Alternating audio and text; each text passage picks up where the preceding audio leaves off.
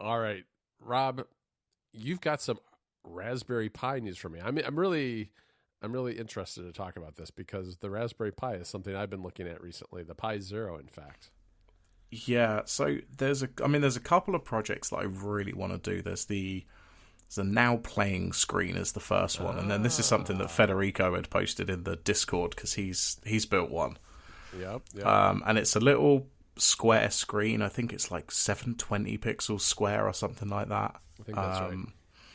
And it sits in a little 3D printed case that's really nice. And it just loads a web page that loads what's playing from Last FM, or if there's no song playing, it just shows you some stats and stuff like that.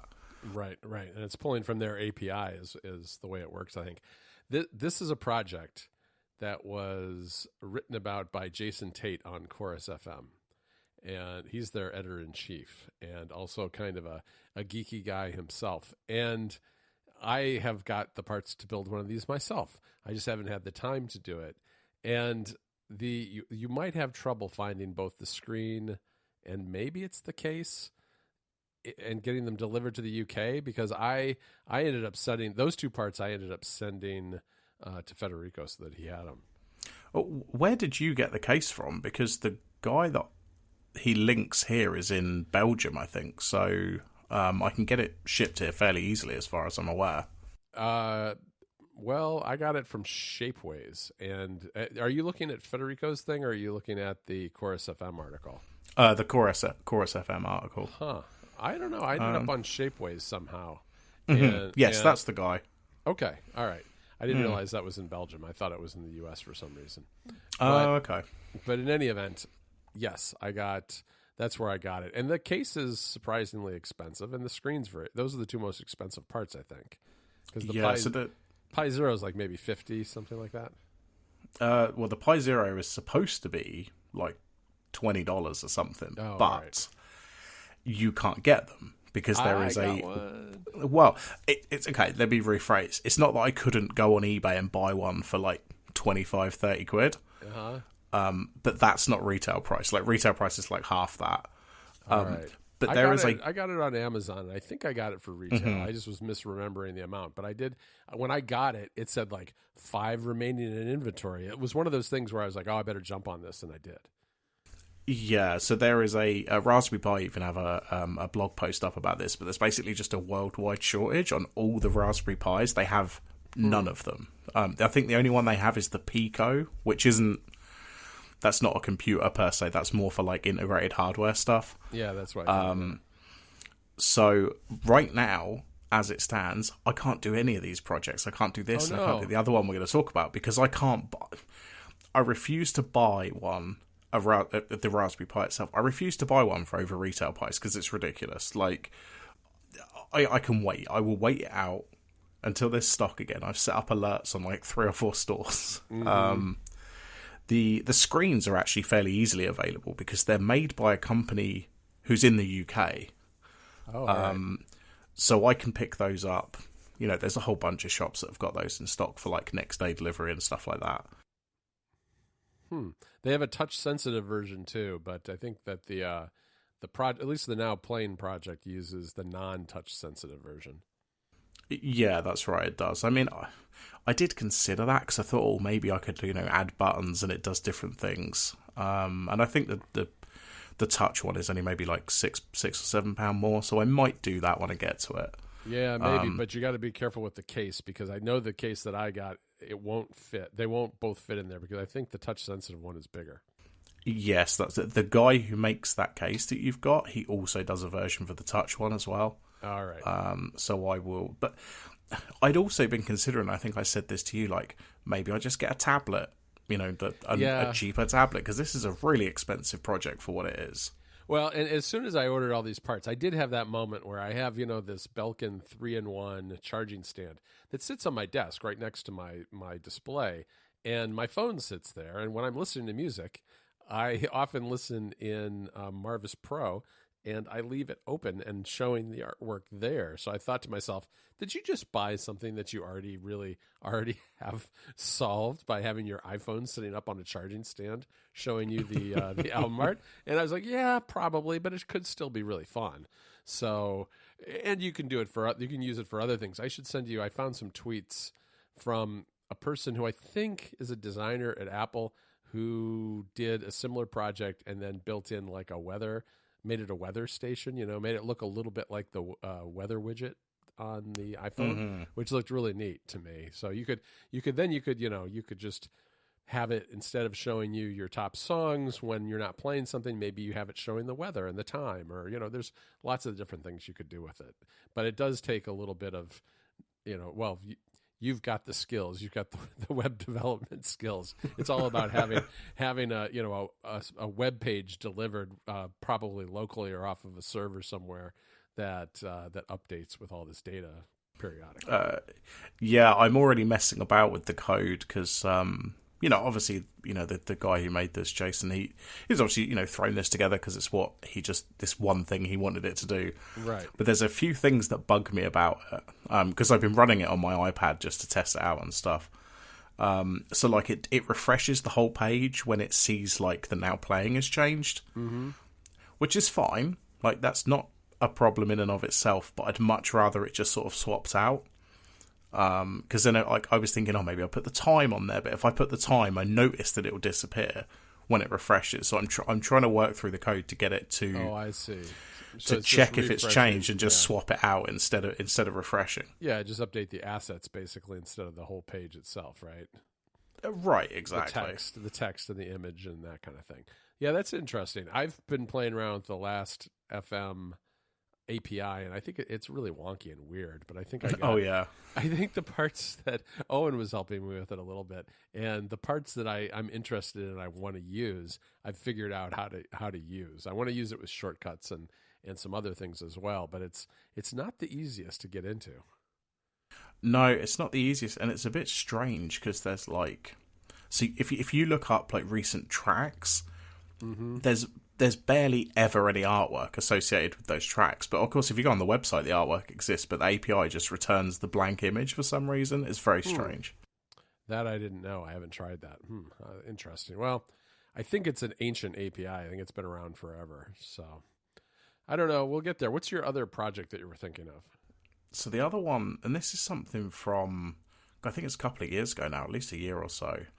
A guy took an old Apple iSight camera and put a Raspberry Pi and the camera module in it to use as a webcam. So it's like a modern webcam, but it's in the iSight casing. Really cool. Yeah, that's really cool. That one that looks like it's like an aluminum barrel, basically.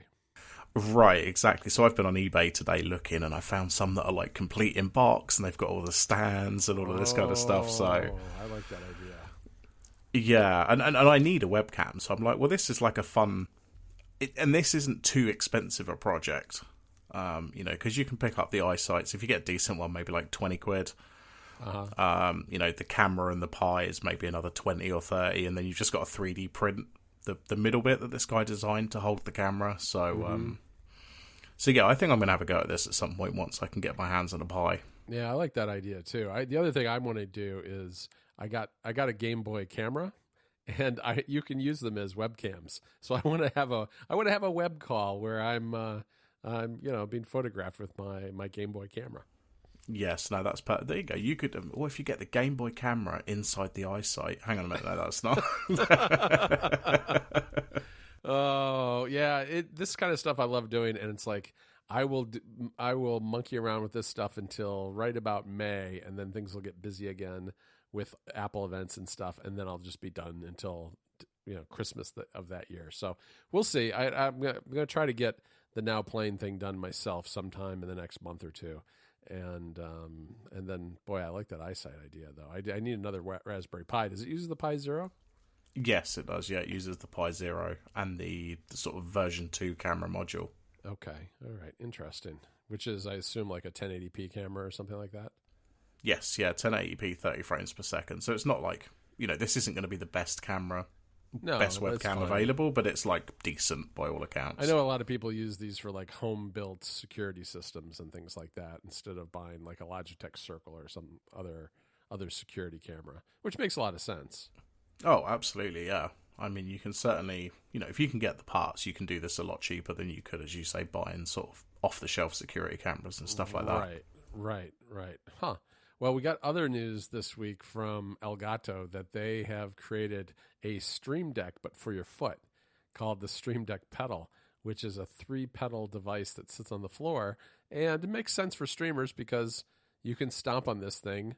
Your hands are occupied playing a video game, and you can switch cameras or lighting or whatever it is by pounding your foot on the ground. And I think it's funny. I mean, I think it's interesting. It's intriguing. It really doesn't do anything that the Stream Deck doesn't already do that sits on the desk. I think that there are situations where this would be useful. I mean, one thing that I thought about immediately was that I've been monkeying around with a shortcut that while I'm watching videos, I can hit a button and it does a real quick timestamp. And then the shortcut basically takes those timestamps, which are, the real clocked time, and it rolls it back so that the first timestamp is 0, and it adds from there so that you actually get a time-stamped set of notes if you're taking notes on a video, which could be useful for things like covering Apple events or just, students who are doing courses online, that kind of thing.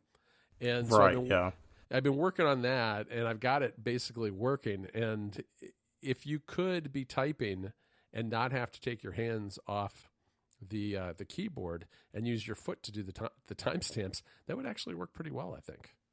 Yeah, it's just kind of funny. Like I read their sort of, their blog post or their page about this new product and the press release, and it's kind of funny that firstly they're kind of acting like they invented foot pedals, which I know. It's hilarious to me. I mean, I said this to you, I think, in the Discord or somebody, but at my work, like, we deal with typists and transcriptionists who are, either typing up from documents or they're listening to audio and transcribing that. All of them have foot pedals. Like, every single one of them has a foot pedal. They have play, pause, they have, they've got the 3 buttons for, like, rewind 30 seconds or go forward 30 seconds and play, pause. But the software is terrible. Oh, I bet. Like, there's no support for the Mac at all on any of these foot pedals. Like, they'll only work on Windows. The software that's available is just so awful. So when I saw this, I thought, actually, will a Stream Deck do this? I wonder if I can get it to support a foot pedal. That's going to be just a standard one rather than theirs. I'm like, well, this actually might solve some problems. But yeah, I can totally see the use case. I just think it's a bit weird, firstly, how expensive it is, that it's like $90 or something. I'm like... Yeah, all their stuff, I think, is a little overpriced for what it is. I mean, I think they sell lights and things, which are actually very nice from what I'm told. I don't own any of their lights. I do have their microphone boom arm, and it's excellent. But it, too, is, you can get a microphone boom arm for like $20 on Amazon. This one was, I think, $100. So... it's definitely sturdier than the last one I had, and I like it because it's this low profile thing where I can actually see my screen. It doesn't block my view like the old one used to. But is it $80 better? Probably not. I mean, I can tell you now that the arm I'm using cost me £12 from Amazon. Yeah, and it's the one that I bought when we started this podcast. So that was 5 years ago, 6 years ago, or something, and it's fine. Right, that's what I was using. Same kind of thing, where it's like one of those desk lamps that you clamp to the side of your desk, except it doesn't have a light bulb on the end. It has a clamp for a microphone.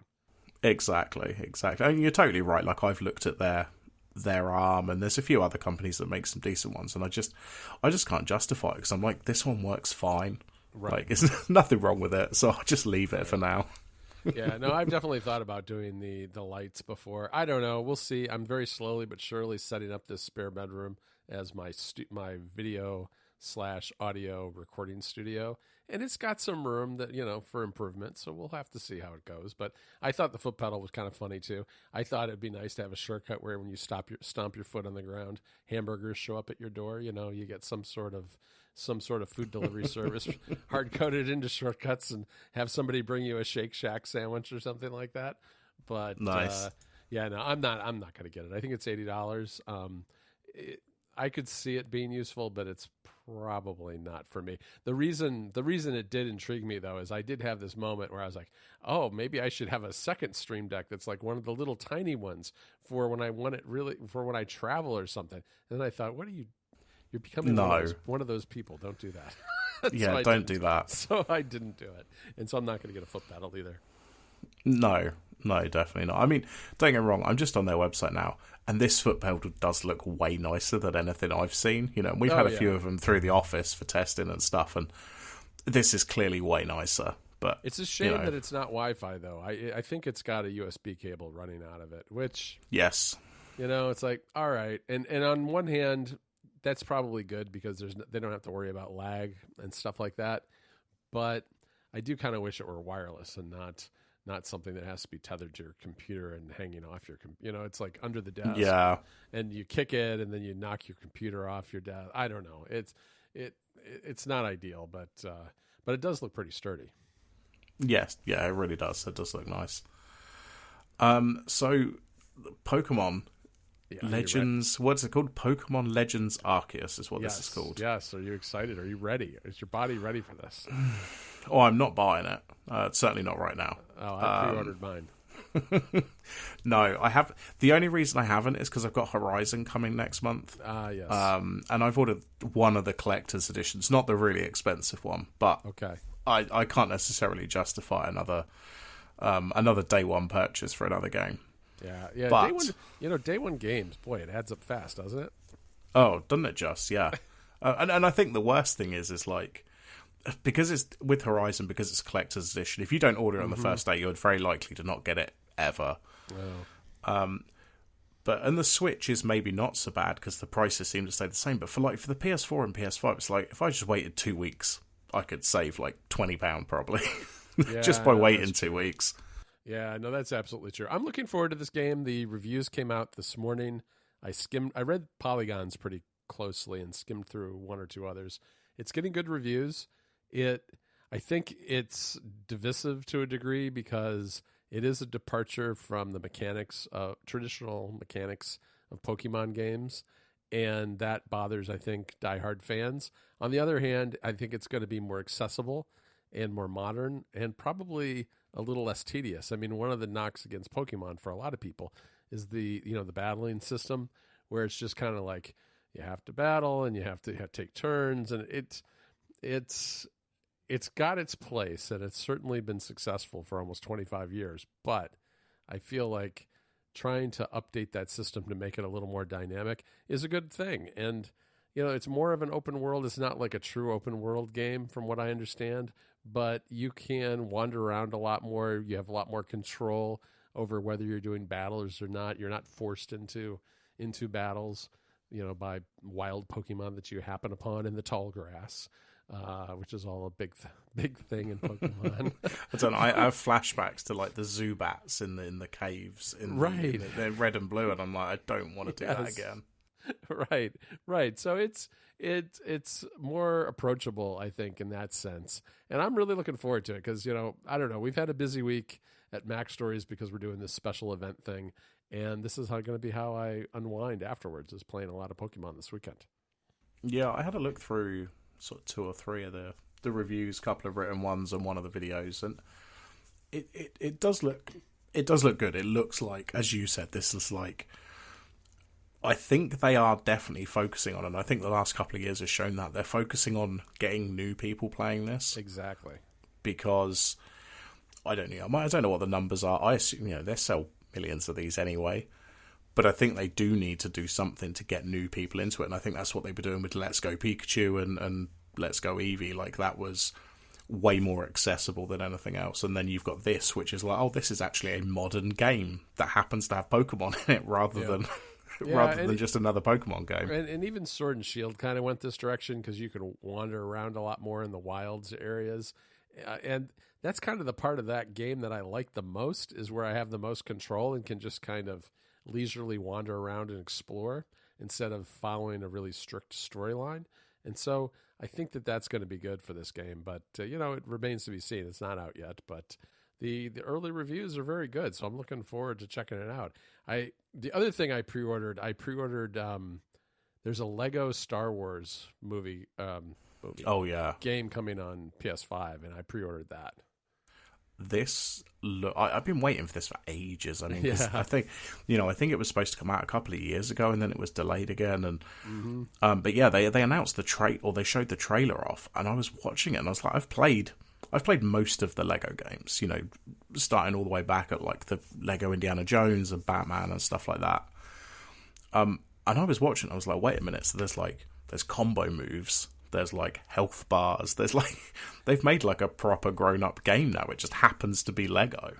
Yeah, I think that the knock against the old Lego games was really that they all used kind of the same game engine, where they were all really the same game with different characters, and this looks really different. Yeah, it really does. And I will. When does it come out? Is it like March or something? Right? I think something like that. Yeah. So we pre-ordered that. I was also a little bit curious about the new. There's not a reboot. It's a I don't know, a reissue of Uncharted with better graphics, which was already a pretty good looking game on on PS4. But I don't know. That's a game I really like. They may actually get my money yet again. Yeah, so if you already own a copy of either of them, so either Uncharted 4 or The Lost Legacy, you can get both of them for $10. Oh, then I'm definitely going to do it, because I've got 4 already. So yeah, I was going to do it as well, because I'm like, I did look at the physical one, but the physical edition is like 40 quid or something. I'm like, no, I'll just pay $10 or £10 or whatever it is to upgrade to the digital, and I'll just keep the the PS4 versions that I've got. Right. Is it it's not out yet, right? I was reading about it on Polygon today. I don't know when it's out. I mean, like you say, the reviews definitely dropped today, so I'm guessing maybe it's out like Friday or something. Yeah, that's probably right. Yeah, no, I mean, I like returning to those games. That Tomb Raider, I like returning to. I don't know, little Lara Croft action every now and then. Yeah, I like those. The worst thing is I finished Uncharted 4 again for like the second or third time about 2 weeks before they announced this remaster. Oh, no. You should have waited. No, yeah, I don't know. That's the kind of game that I like the most, I think, are those kind of adventure games. So, and it feels like there are too few and far between in terms of the good ones. And this one's good, and having it look a little bit nicer on the PS5 would be awesome. Yeah. Oh, yeah. I mean, I'm definitely going to buy it, because why the hell not? I don't mind giving them a bit more money. Yeah, for $10, I'm not gonna begrudge them the $10. Exactly. Yeah, the poor big company. We've got to look after them. Wow. Oh, I don't know. Well, we'll see. It's gonna be a good run here with the games, with Horizon Zero Dawn and everything else coming out. I was talking to Federico about this, and he's convinced that he's going to be able to finish Pokemon fast enough that he'll be ready for Horizon Zero Dawn. And I told him there's no way. No way. No, because he plays games like I do, where he like gets everything out of them. Right. Which mean I mean, the first Horizon game, I think I played that for like 100 hours or something. And if you check like these websites that track the average time, then most of it's like 20 or 30 hours. So right. It's I mean, something like Pokemon, I mean, you can play it for 10 hours, or you can play that easily for 100 hours and still not be done. Right. Oh, I should have told you that I've been playing Ghost of Tsushima. I can never. Oh, say yeah, this. Yeah, Tsushima. The director's cut, and oh my gosh, this is such a beautiful game. It's a lot of fun. It's it's battling as a samurai warrior in Japan, and you can. It's also kind of not exactly open world, but you just kind of wander around, a little Breath of the Wild style with your sword, fighting against Mongols who have invaded Japan. And it's a cool game. It's been out for a while, but the director's cut is really nice, and they did a nice job, making it look great for the PS5. Yeah, I think I've said this to you before, but the only reason I haven't bought that game and why I didn't buy the PS4 version is because the price never dropped. It stayed the same for the whole time. For whatever reason, like, I don't know what it is about that particular game, but the price never dropped. Yeah, I've been just continuing to play it since we talked about it. I mean, it's just been kind of my standby game until Pokemon comes out. Mm-hmm. Yeah. So, but yeah, it could be easily be this is a very expensive hobby. It is. It is. And now I'm thinking about getting an Xbox. I don't know. We'll see. I'm attracted to the you can get it by buying the Game Pass, and it's like a flat fee per month for 2 years. That's probably the way I would go, just so I had the whole catalog of games, plus didn't have to pay a giant slug of money right up front. Yeah, I think that's probably the way I'll go if something comes out that makes me want to buy one. Yeah, and there's a couple things that I think I would like to try Halo Infinite, and I'd also like to play Forza. So, we'll see. I mean, there's more and more. Plus the catalog of all, we have so many of the Xbox 360 games and other things that have been pulled forward into the new era that those games could be fun to revisit some of those too. Yeah, definitely. Cool. All right. Well, yeah, I think that's, I mean, I feel like it's just me and you encouraging each other to spend money for 30 minutes. I know. I think we're just supposed to encourage each other to spend several $100s just right there. Yeah, pretty much. Well, I'm going to have to leave to go do some work to earn some money to pay for all this stuff. So Same here. Cool. And I'll speak to you in a couple of weeks. All right, great. Talk to you later.